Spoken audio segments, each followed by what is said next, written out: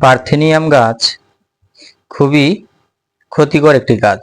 এটির বৈজ্ঞানিক নাম পার্থেনিয়াম হিস্টোফোরাস।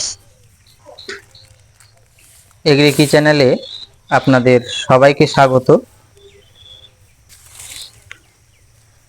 এটি 1950-এর দশকে আমাদের দেশে গম আমদানির মাধ্যমে বিস্তার ঘটে।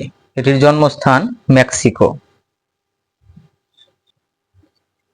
এই গাছ 3 থেকে 4 মাস বাঁচে এবং এই জীবনকালে 3 বার ফুল দেয়। এই গাছের ফুলের রেণু এতটাই হালকা ও সূক্ষ্ম, বাতাসের মাধ্যমে এর বিস্তার ঘটে। এই গাছ যে কোনো জলবায়ুতে এবং যে কোনো মাটিতে অভিযোজন করে বংশবিস্তার করতে পারে। এই গাছের রেণু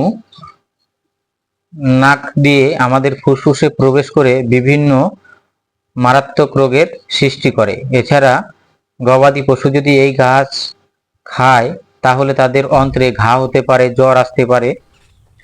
তাই আপনার আশেপাশে যদি এই গাছ থাকে তাহলে দ্রুত এর দমন করুন।